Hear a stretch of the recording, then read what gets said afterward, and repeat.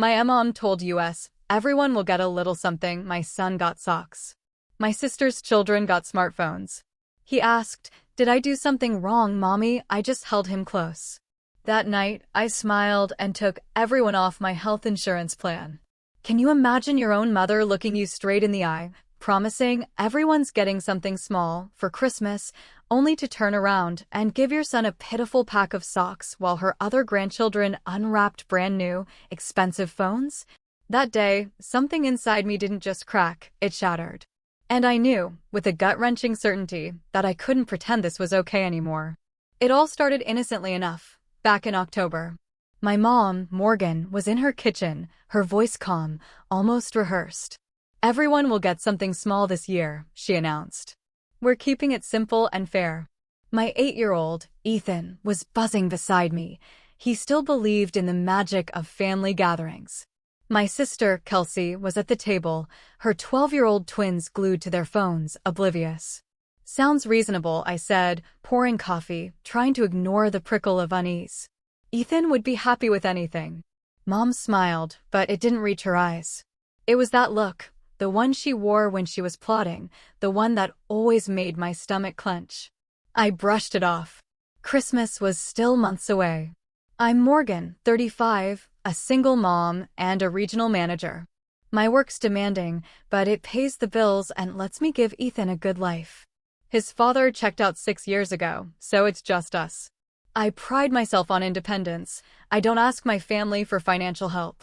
But I always show up for holidays, trying to maintain those connections, even when they feel more like obligations. Then Kelsey piped up, finally tearing her eyes from her phone. "Mom, the kids really want the new phones for Christmas. You know, with the good cameras." "We'll see," Mom said, her tone suddenly noncommittal. A small twinge of annoyance hit me. Kelsey and her husband, Todd, made good money. They weren't struggling, but Kelsey had always been a master at making people feel like they owed her. "What about you, Ethan?" Mom asked, bending down to him. Ethan just shrugged, his small shoulders barely moving. "I don't know, maybe some art supplies or books." Mom patted his head absently, then quickly moved back to Kelsey's twins. It wasn't the first time I'd noticed the difference, but I always told myself I was being oversensitive. That drive home, Ethan was quiet. "You okay, buddy?" I asked, catching his small face in the rearview mirror. "Yeah," he said, his voice barely a whisper. "Mom, does Grandma like Sophie and Sam more than me?" My hands tightened on the wheel. Sophie and Sam, Kelsey's twins, were spoiled beyond belief. My mom doted on them, made excuses for their behavior, always found reasons to give them more. "Of course not," I lied, my voice gentle. "Grandma loves you very much." But even as I said it, I knew it was a lie. Mom had always favored Kelsey. Growing up, I was the responsible one, the one who didn't need as much attention. That pattern, I realized, had trickled down to our children. For years, I told myself it didn't matter, that Ethan and I didn't need their validation. But watching his hopeful, uncertain face, something inside me cracked. 2 weeks later, Mom called about health insurance. She and Dad had been on my family plan for 3 years, ever since their premiums skyrocketed. I'd added them without a second thought. "Just checking everything's still good for next year," she said. "You and Dad are covered, Kelsey too, right?" I'd added my sister 18 months ago when Todd's job hit a rough patch. "Yes," I confirmed. "Thank you, honey. You're so good to us." The words felt hollow, like she was reading a script. I pushed it aside. Thanksgiving was a familiar replay. Dad carved the turkey, Mom fussed over Sophie and Sam, ensuring they had extra helpings. Ethan ate quietly, never asking for anything special. "Morgan, you look tired," Kelsey drawled, her voice dripping with false concern. "Are you sleeping enough?" "It's hard being alone, I'm sure." There it was. The subtle dig, the reminder that I was single, that my life was somehow less. I didn't respond. I'd learned long ago that engaging only made things worse. But I filed it away, another piece of evidence that our family dynamic had been broken for a very long time. December brought an unexpected cold snap and a mountain of work. Ethan, despite my warnings about modest gifts, was buzzing with Christmas excitement. "Remember what Grandma said? I reminded him as we decorated our small tree. Everyone's getting something small. I know, Mom, he said, carefully hanging an ornament. I don't need anything big. I just want everyone to be together. His words squeezed my chest. At 8, he was more emotionally mature than half the adults in our family. He'd had to be. We had our own traditions, just the two of us. Hot chocolate, reading together, museum trips. He was thoughtful, creative, kind. I'd done everything to make sure he never felt his father's absence as a deficiency. But at family gatherings, I saw him watching, seeing Mom lavish attention on Sophie and Sam, barely noticing him. Mid-December, I drove to Mom's to drop off insurance documents. Kelsey was there, her twins playing video games on the massive TV my parents had bought them last Christmas. Morgan, perfect timing, Mom said, taking the papers. I was just showing Kelsey the gifts I got for the kids. She led me to her bedroom. On the bed sat several wrapped packages, 2 large, elaborately wrapped boxes, and 1 small, flat package, wrapped in cheap drugstore paper. Those 2 are for Sophie and Sam, she said, pointing to the big ones. And that one is for Ethan. Something cold, heavy, settled in my stomach. Mom, you said everyone was getting something small. These are small, she protested. Well, practical anyway. The twins need new phones. Their old ones are ancient. They're barely a year old. I snapped, my voice tight. Teenagers need good phones for school, Kelsey chimed in from the doorway. You wouldn't understand since Ethan's still young. I stared at the tiny package meant for my son. What did you get Ethan? Socks, my mom said brightly. Good quality ones. He's growing so fast. I thought practical made sense. Socks. They're nice socks, she insisted. From that outdoor store, they were expensive. I just stared at her, waiting for her to see the absurdity. Phones for the twins, socks for Ethan. Everyone getting something small. Morgan, don't make that face, Kelsey said. Mom's on a fixed income. She can't buy expensive things for everyone. Those phones cost at least $600 each, I said flatly. Well, we pitched in some money, too, Kelsey admitted. The kids really needed them. The room felt like it was tilting. Years of excuses, years of telling myself I was too sensitive, too dramatic. But this was blatant. This was cruel. Ethan won't mind, Mom said, completely oblivious to my distress. He's such an easy child, not demanding like some kids. He's easy because I've raised him to be grateful for what he has, I said, my voice shaking. Not because he deserves less. Nobody said he deserves less. Kelsey snapped. You're being dramatic. It's just Christmas presents. I left without another word, driving home in a fog of anger and hurt. Ethan was at his desk drawing when I walked in. He looked up, his face brightening. Mom, look what I made. It's for Grandma for Christmas. He held up a carefully drawn portrait of our family, all of us together, smiling. The detail for an 8-year-old was remarkable. He'd spent hours on it. It's beautiful, honey. Do you think she'll like it? I looked at his hopeful face, at the artwork he'd poured his heart into, and something inside me shifted. I'd protected him from so much, worked so hard to give him a stable, loving home. But I had failed to protect him from this, from the casual cruelty of people who should have loved him unconditionally. She'll love it, I said, because what else could I say? That night, I lay awake. Phones and socks. The $600 difference. Every time Mom had dismissed Ethan's accomplishments, every time Kelsey had made a snide comment, ignoring the fact that I was the one keeping our parents on my health insurance, the one who always showed up. I had always been the reliable one, the one who didn't complain. And this was how they valued that reliability. By morning, I hadn't slept, but I knew exactly what I was going to do. Christmas morning dawned with fresh snow. Ethan woke early, excited despite my warnings about modest gifts. We opened our presents to each other first. I'd gotten him art supplies, books, a new winter coat. He'd used his allowance to buy me a mug that said "World's Best Mom" in wobbly letters. I fought back tears. Do you like it? He asked, anxious. I love it, I said, pulling him into a hug. It's perfect. We were supposed to be at my parents' by noon. I dressed carefully, ensuring Ethan was neat. He carried the portrait for Mom, wrapped in paper he'd decorated himself. The drive was quiet, Ethan humming carols. I gripped the wheel tighter. I'd spent a week preparing for this moment. My parents' house was already full. Sophie and Sam were showing off new outfits. My dad was in his chair, barely looking up. "Merry Christmas," Mom called, rushing to hug the twins. She patted Ethan's head absently. "Go put your coats in the back room." I watched Ethan carefully place his wrapped portrait under the tree, a tag reading, "To Grandma, love Ethan," in his neat handwriting. Lunch was chaos.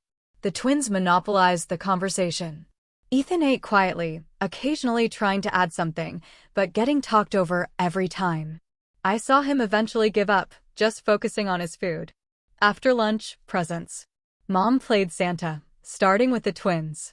"These are very special," she announced, handing them the large boxes.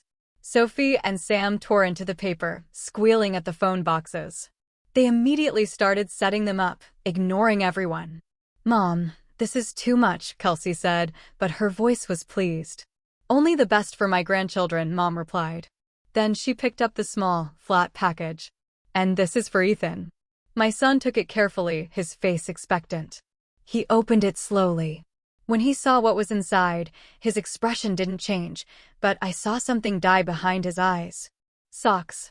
A 3-pack of wool socks. "Do you like them?" Mom asked. "They're very good quality." Ethan looked at the socks, then at his cousins with their phones, then back at the socks. "Thank you, Grandma," he said quietly. "That's it?" Kelsey laughed. Not even an excited thank you. Kids these days don't appreciate practical gifts. "He said thank you," I said, my voice sharp. "Well, he could sound more grateful," Mom added. Those socks weren't cheap. I watched Ethan clutch the package of socks, his small hands tight on the cardboard. He wasn't crying, wasn't complaining. He was just sitting there, trying to understand. "Mom," he whispered, leaning close. "Did I do something wrong?" Those words broke something in me I didn't even know could break. I pulled him into a fierce hug. "No, baby," I whispered back. "You didn't do anything wrong. Not one single thing." Kelsey was helping her twins. Mom was cooing. Dad was still reading his paper. Nobody noticed Ethan had gone silent. Nobody cared. We stayed for another hour because leaving immediately would have caused a scene, and I was still trying to process my white-hot rage. Ethan never mentioned the present disparity again. He thanked my mom 3 more times for the socks, each time sounding a little smaller, a little more defeated. When it was time to open his gift, Mom barely glanced at the portrait. "Oh, how nice," she said, setting it aside to make room for wrapping paper. "You're getting so good at drawing, honey." She put it on a side table, sandwiched between magazines, and turned her attention back to Sophie and Sam taking selfies. Ethan saw where it was put. His face remained neutral, but I knew him well enough to read the hurt. The drive home was silent. Ethan went straight to his room. I followed a moment later and found him sitting on his bed, still holding the socks. "Did I do something wrong?" he asked again, and this time, his voice cracked. I sat beside him and pulled him close. "No, sweetheart. You did everything right. This isn't about you." "Then why did Sophie and Sam get phones and I got socks?" I had no answer that would make it better. No explanation that would ease the hurt. So I just held him while he cried quietly into my shoulder, mourning something he was too young to fully understand, but old enough to feel deeply. That night, after Ethan was asleep, I sat at my kitchen table with my laptop. I pulled up my health insurance portal. My parents, my sister, her husband. I smiled and started typing. The day after Christmas, I woke with a clarity I hadn't felt in years. Ethan was still sleeping, exhausted. I reviewed the health insurance portal. My plan covered 6 people: me, Ethan, my parents, Kelsey, and Todd. Over $800 a month, deducted from my paycheck. I'd never complained. When Dad's company changed benefits, I added them. When Kelsey hit a rough patch, I added them too. Because that's what family does, right? You help each other. Except it only seemed to work one way. I scrolled through photos from yesterday. Kelsey had posted one, Sophie and Sam with their new phones, huge smiles. Spoiled by the best grandma ever. These kids are so blessed. Blessed. The word made my stomach turn. The next billing cycle started January 1st, 5 days away. Changes could be made until December 31st at midnight. Perfect timing. But I didn't do anything yet. I needed to be absolutely certain. This wasn't a decision to make in anger. It would have consequences, and I needed to be ready. I spent the day with Ethan. Movies, pizza. He seemed better, but I caught him being quiet during the film. At dinner, he pushed his pizza around.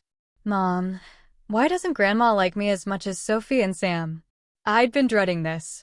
It's complicated, honey. Is it because I don't have a dad? The words hit me like a physical blow. What? No, that has nothing to do with anything. Sophie said her mom said that Grandma feels sorry for you because you're alone. That I'm probably harder to deal with because I don't have a dad to help discipline me. My hands clenched into fists under the table. Kelsey said that about my son. About me. And my mother had apparently agreed, or at least hadn't corrected her. Sophie shouldn't have said that, I managed, keeping my voice level. And it's not true. You are the best thing that ever happened to me. You're kind and smart and creative. Any difference in how you're treated has nothing to do with you and everything to do with other people's problems. He looked at me with those big, serious eyes. Are we going to keep going to Grandma's house? I don't know yet, I answered honestly. But whatever happens, you and I are going to be just fine. We always are. That night, after Ethan was asleep, I called my best friend, Jessica. She knew my family situation better than anyone. They did what? She exploded when I told her about Christmas. Phones and socks. Are you kidding me? I know, it sounds petty when I say it out loud. It's not petty, Morgan. That's cruel. That's deliberately cruel to a child. Ethan asked me today if Grandma doesn't like him because he doesn't have a dad. Jessica was silent for a moment. What are you going to do? I'm thinking about removing them from my insurance plan. Your parents and Kelsey. All of them. My parents, Kelsey, and Todd. They'll lose their coverage. They'll have to find new insurance. Jessica was quiet again. You're serious about this? I pay over $800 a month to insure people who think my son deserves socks while their grandchildren get phones. People who let my sister say cruel things about us. People who have never once said thank you in a way that meant anything. Then do it, Jessica said firmly. They've been taking advantage of you for years. Your mom especially. You've been the reliable one, the one who doesn't need anything, the one who just handles everything. And this is how they treat you. I keep thinking I should try to talk to them first. And say what? They know what they did. Your mom knew exactly what message she was sending when she bought those gifts. She just didn't think you'd do anything about it. She was right. My mom had counted on me swallowing my anger, being the bigger person. Do it, Jessica said again. And don't feel guilty about it. December 29th. I'd spent 2 days going back and forth, wondering if I was overreacting. But every time I wavered, I thought about Ethan's face when he opened those socks. Him asking if he'd done something wrong. I logged into the insurance portal at 9 p.m. My hands were steady as I navigated to the family plan section. One by one, I removed them. My father. My mother. Kelsey. Todd. 4 names, 4 clicks. The system asked me to confirm. I confirmed. It asked if I was sure. I was sure. The changes would take effect January 1st. They'd receive notification letters within a week.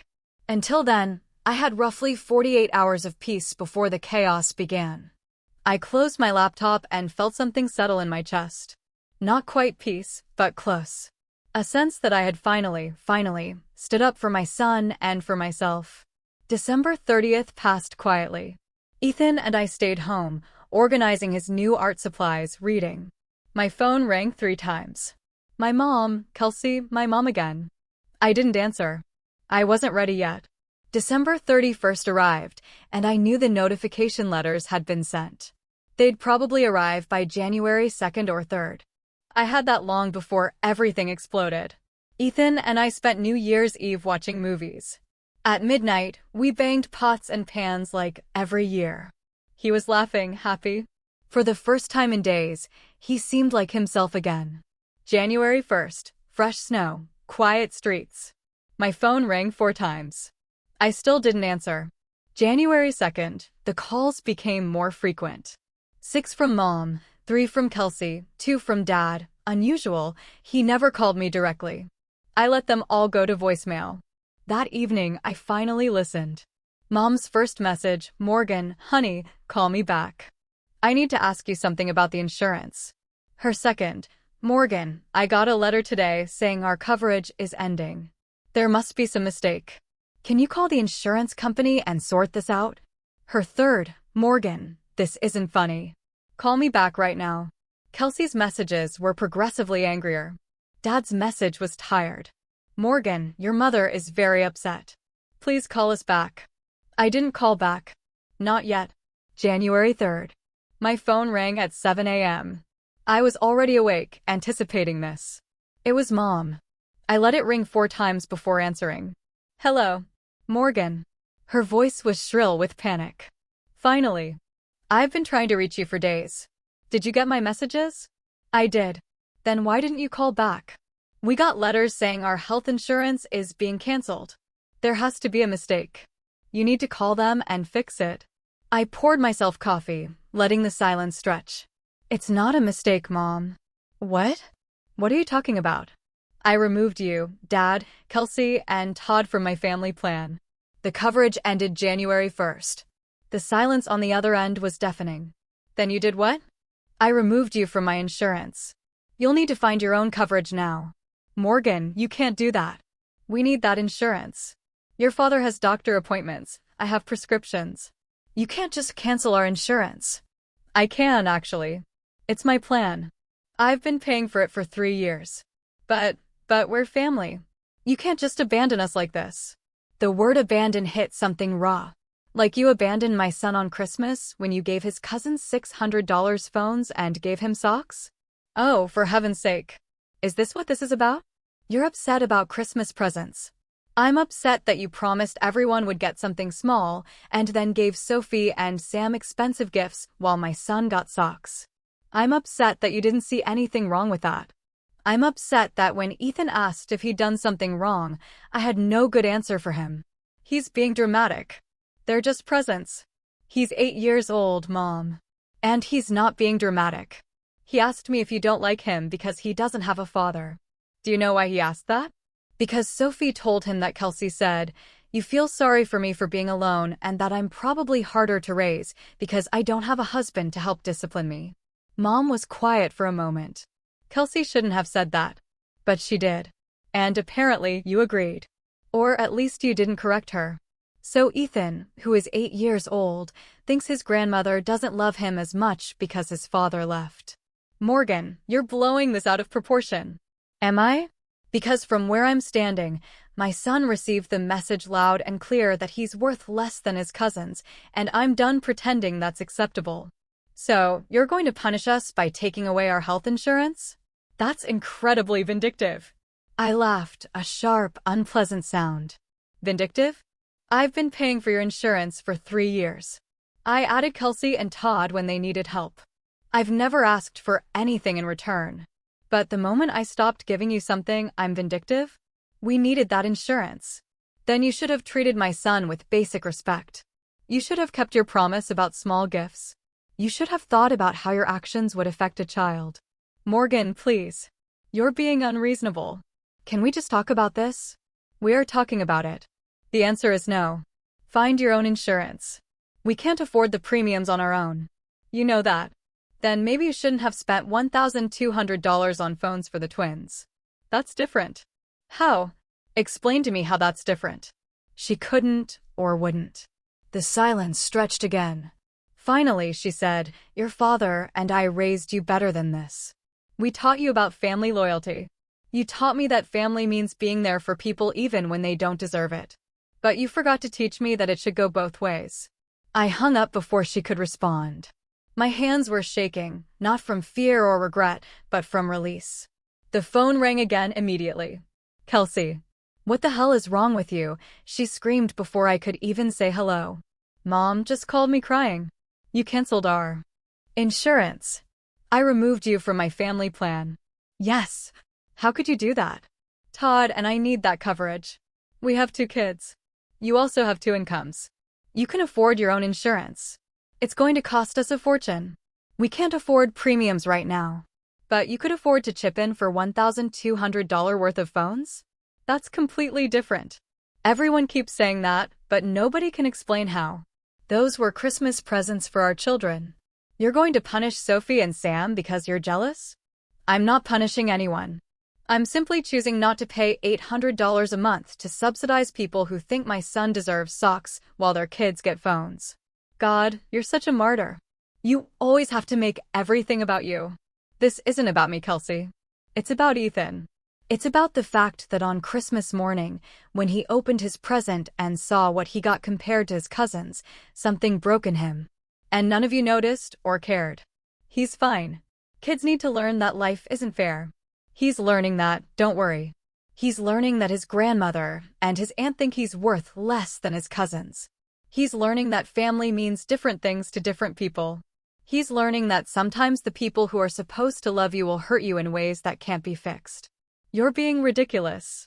They're just presents. If they're just presents, then this is just insurance. Find your own. Mom said you're jealous because I have a husband and you don't. That you've always resented me for having a complete family. There it was. The real truth. This was what they said about me when I wasn't around. This was how they justified the different treatment. You know what, Kelsey? You're right. I am jealous. I'm jealous that your kids have a grandmother who loves them. I'm jealous that you've never had to question whether you matter to our parents. I'm jealous that you get to take family support for granted while I've spent years earning crumbs of affection. That's not true. It is true. And I'm done. I'm done begging for equal treatment. I'm done pretending that socks and phones are the same thing. I'm done paying $800 a month to people who think my son is less important than yours. You can't do this. I already did. Find your own insurance, Kelsey. Consider it a lesson in independence. I hung up on her, too. The phone rang 6 more times that day. I didn't answer. I had said everything I needed to say. The next 2 weeks were predictably chaotic. Mom called daily, alternating between guilt trips and anger. Kelsey sent texts ranging from pleading to threatening. Dad called once, trying to be the voice of reason. I didn't reconsider. What I hadn't anticipated was the rest of my family. My aunt called me cold. My uncle emailed about family forgiveness. Cousins I hadn't spoken to in years suddenly had opinions. The narrative my mom constructed was simple. I was vindictive over Christmas presents, punishing sick elderly parents over a petty disagreement, putting my pride above family needs. What they didn't know, because my mom conveniently left it out, was that I'd been paying for their insurance for 3 years, that I'd supported Kelsey, that the petty disagreement was about a child being made to feel worthless. Jessica told me to ignore them. They don't know the full story, and they don't want to know it. Your mom is making herself the victim because that's easier than admitting she was wrong. She was right, but it still hurt. Work became my refuge. I threw myself into a major project. My boss, Patricia, noticed. Family stuff, I said vaguely. She nodded. Well, if you need anything, let me know. You're doing excellent work on this project, by the way. The validation felt good. At least someone appreciated what I contributed. At home, Ethan had started coming out of his shell. He was drawing more, talking more, seeming lighter. One evening, he brought me a new picture. It's us, he said, showing me a drawing of just the 2 of us in front of our house. Our family. I looked at the picture at how happy we looked. It's perfect. Are we still going to see Grandma? He asked. I don't know. Do you want to? He thought about it seriously. I don't think so. Not right now. She made me feel bad. Then we won't go. Not until you're ready, if ever. He nodded, satisfied. It occurred to me that I had been so worried about protecting him from pain that I hadn't considered he might be relieved to step away from a situation that made him unhappy. Mid-February brought an unexpected development. A certified letter from my parents' attorney. I was being sued for financial abandonment and elder neglect. They claimed that removing them from my insurance violated my duty of care and put their health at risk. I stared at the letter in disbelief. They were suing me. My own parents. I immediately called a lawyer Patricia recommended, Gregory, who specialized in family law. I've seen similar attempts, Gregory said, reading the letter. They rarely succeed. Adult children aren't legally obligated to provide health insurance for their parents unless there's a specific care agreement in place. Do you have any written agreement? No, I just added them out of kindness. Here's what's going to happen. We'll respond, point out you have no legal obligation, that you did so voluntarily, and that they have other options.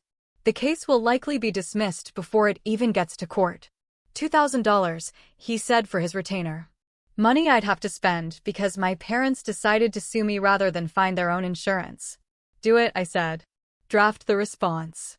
When I got home, Kelsey was sitting on my front porch. We need to talk. I don't think we do. Please, Morgan. Just 5 minutes. Against my better judgment, I let her inside. Ethan was at an after-school program.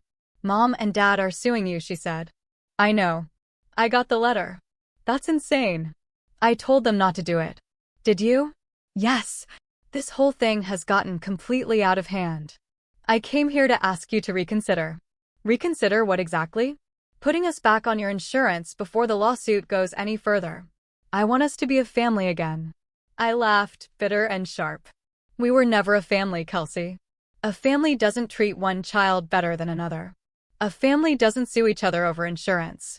A family doesn't say cruel things and expect it to be forgotten because it's inconvenient to deal with consequences. I'm sorry about what I said about you being alone, about Ethan being harder to raise. I shouldn't have said that. But you did say it. And you meant it. And Mom agreed with you. She didn't agree. She didn't disagree either. And that's the problem. None of you have ever stood up for Ethan or for me. You've taken what I've given and acted like it was owed to you. Well, it's not. And I'm done. Kelsey's eyes filled with tears. Please. Todd and I are drowning in premium costs. We can't afford this. You could have afforded it if you hadn't spent $1,200 on phones. That was different. Stop saying that. It wasn't different. You had a choice where to spend your money, and you chose phones over insurance. That's fine. Those are your kids and your priorities, but don't ask me to subsidize that choice. She left angry, and I felt nothing but tired. March brought a court date. Gregory was right. The lawsuit was weak, but my parents were pushing forward, hoping I'd cave. They underestimated how done I was. The day before the hearing, an unexpected call from Dad. Morgan, can we talk? Just you and me. What's there to talk about? Please. Coffee somewhere. Just 30 minutes. Against my better judgment, I agreed. We met at a cafe. Dad looked older, more tired. Your mother doesn't know I'm here, he started. That seems to be a theme in this family, I said. People doing things behind other people's backs. He winced. I deserve that. Morgan, I want you to know that I didn't agree with how Christmas went. I thought the gift disparity was wrong. Then why didn't you say anything? Because I've spent 40 years not saying anything when your mother favors Kelsey. Because it was easier to keep the peace than to fight about it. And where did that get any of us? He sighed. You're right. I should have spoken up. I should have done it years ago. But I'm here now, asking you to drop this before it goes to court. I'm not the one who filed a lawsuit, Dad. I know, but you could resolve it by putting us back on your insurance. Why would I do that? Because we're family. I set my coffee down carefully. You keep using that word like it means something. But family is supposed to protect each other. Family is supposed to treat everyone equally. Family is supposed to care when a child is hurt. We do care about Ethan. You have a funny way of showing it. When was the last time you called to ask how he's doing? When was the last time you came to one of his school events? When was the last time you treated him like he mattered as much as Sophie and Sam? My dad couldn't answer. We both knew the truth. I'm not putting you back on my insurance, I said quietly. I'm not paying for people who think my son is disposable, and I'm not backing down from this lawsuit. If you want to take me to court, fine. But you're going to lose, and you're going to pay your attorney fees, and at the end of it, you're still going to need to find your own insurance. Your mother will never forgive you for this. I've accepted that, Dad. I'm done.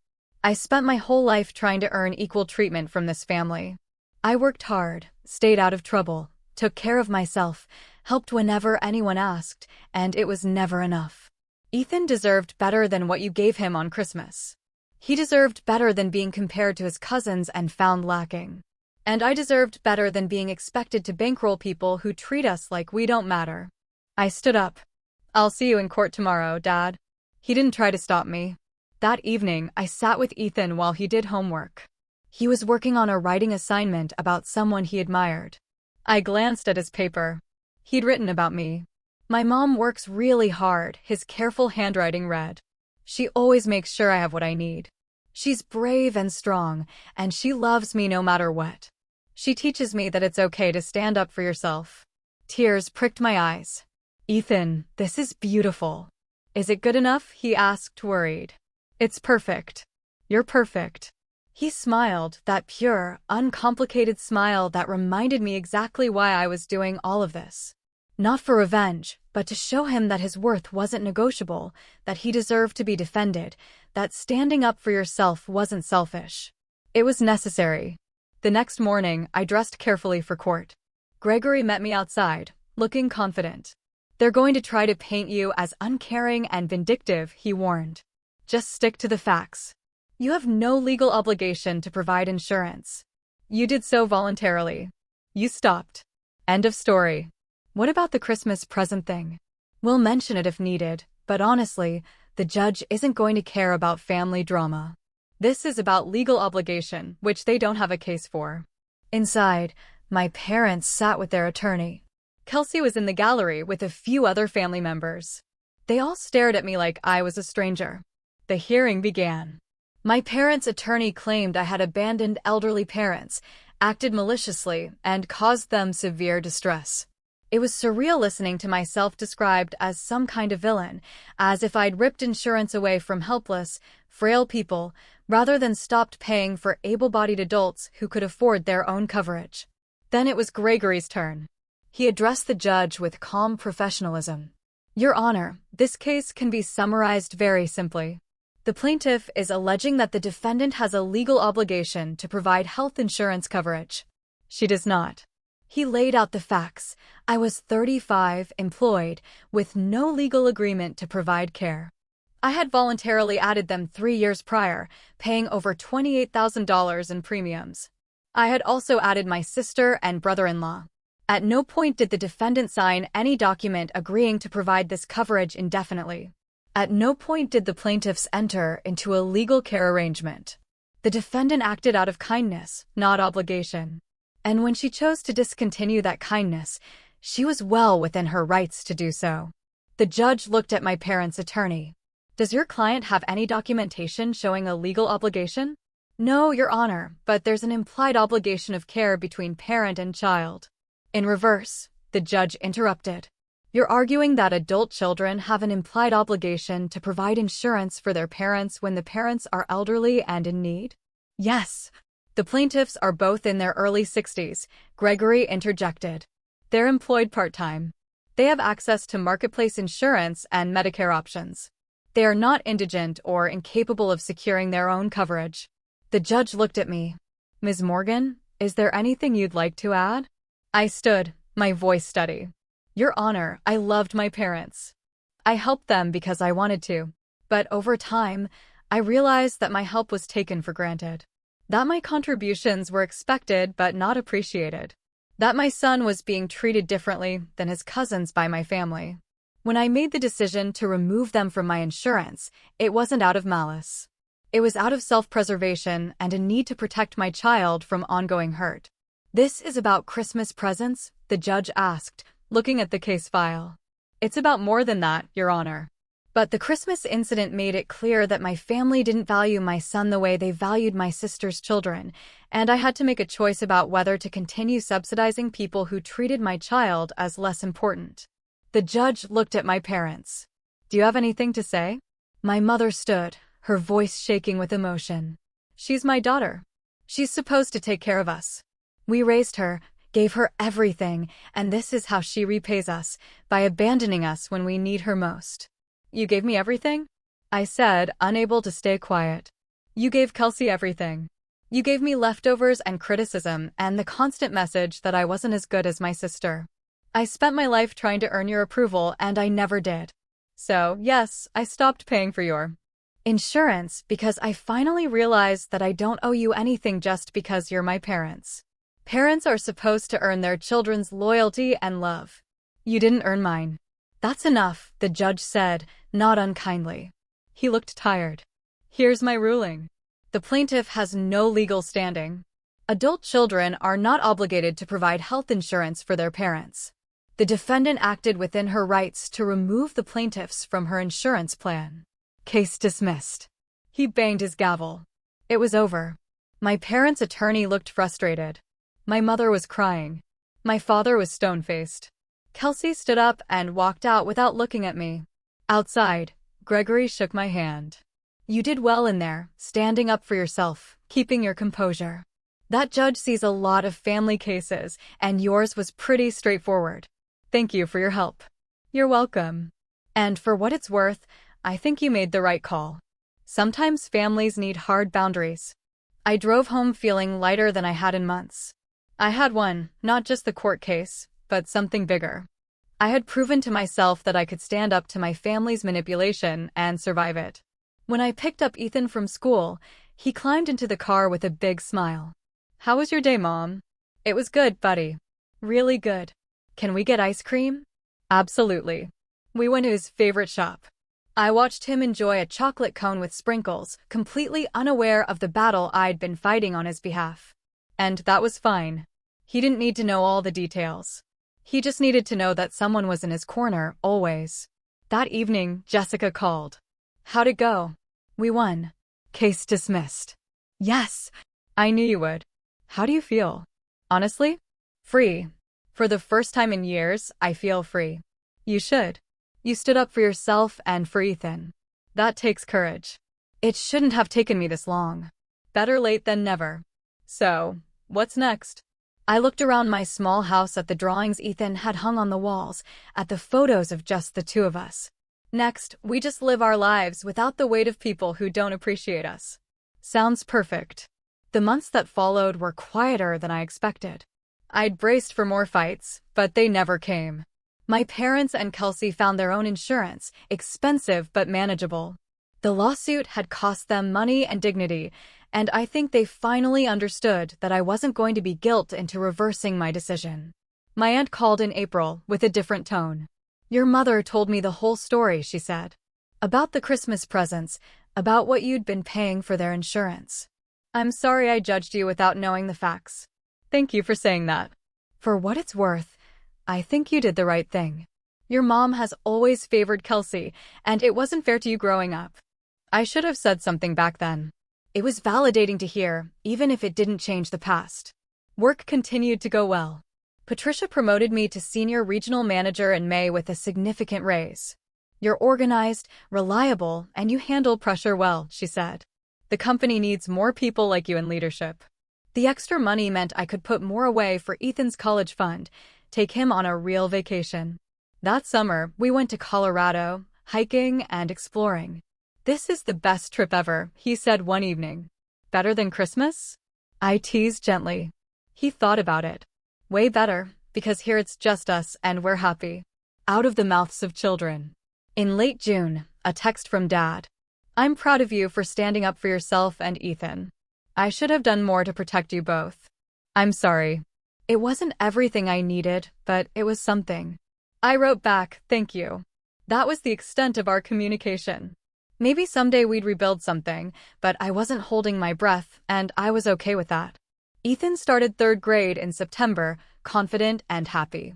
His teacher called me in October for a conference. I expected bad news. Instead, she smiled. I just wanted to tell you what a wonderful child you have. Ethan is thoughtful, hardworking, and incredibly talented artistically. He's also very emotionally mature for his age. You're doing an amazing job with him. Tears pricked my eyes. Thank you. That means a lot. Has he always been this well-adjusted? He's had some challenges, I said carefully. Family stuff. But we work through things together. She nodded. Well, whatever you're doing, keep doing it. He's thriving. That evening, I told Ethan what his teacher had said. He beamed. Do you think we could invite some of my friends over for my birthday? He asked. Absolutely. Who do you want to invite? He listed 5 names. No mention of Sophie or Sam. No mention of wanting to see my parents or Kelsey. His birthday party in November was loud, chaotic, and perfect. 8 children running around, eating pizza and cake. I watched Ethan laughing with his friends and realized this was what childhood was supposed to look like. Joy without conditions, love without comparison. Christmas came again. Our second one without my extended family. Ethan and I had established new traditions. Decorating the tree while drinking hot chocolate, watching old movies, volunteering at a local shelter. On Christmas morning, Ethan opened his presents with genuine excitement. Art supplies, books, new clothes, a tablet for his digital art experiments. Nothing extravagant, but everything chosen with thought and care. "This is perfect, Mom," he said, hugging me tight. "Thank you." "You're welcome, sweetheart." "Do you miss them, Grandma and Grandpa and Aunt Kelsey?" I thought about it honestly. Sometimes I miss the idea of them. The family I wished we could be. But I don't miss how they made us feel. "Me neither," he said. "I like it better this way. Just us." Just us, I agreed. Later that day, Jessica came over for dinner along with a few colleagues who'd become friends. We ate too much, laughed a lot, and nobody compared anyone to anyone else. Nobody made anyone feel less than. It was simply people who cared about each other enjoying time together. As I cleaned up that evening, Ethan asleep upstairs, I thought about the journey of the past year. The hurt, the anger, the courage it took to set boundaries. The lawsuit, the judgment, the freedom that came with standing firm. I thought about those socks, still tucked away in Ethan's drawer, a reminder of the moment everything changed. My parents and Kelsey struggled with the consequences. The lawsuit cost them thousands. Their insurance premiums tripled. Kelsey and Todd's marriage strained. My mother's reputation in our extended family suffered as the truth spread. People stopped taking her side, stopped enabling her favoritism. Sophie and Sam, now teenagers, began asking uncomfortable questions about why they never saw their cousin anymore, forcing Kelsey to confront her own role. My father, perhaps feeling the weight of years of silence, became increasingly withdrawn. They had gambled that I would always be the reliable one. They lost that gamble, and the price was higher than they'd imagined. As for Ethan and me, we built a life full of people who valued us, who showed up because they wanted to, not because they felt obligated. I learned that sometimes the most loving thing you can do is walk away from people who can't see your worth. And looking back at that Christmas morning, at those socks that changed everything, I realized I had no regrets. Standing up for my son, for myself, for the basic dignity we both deserved, that wasn't revenge. That was simply refusing to settle for less than we were worth. And that made all the difference. What do you think? Have you ever had to draw a hard line with family, even when it felt like the world was telling you not to? I'd really love to hear your experiences in the comments below.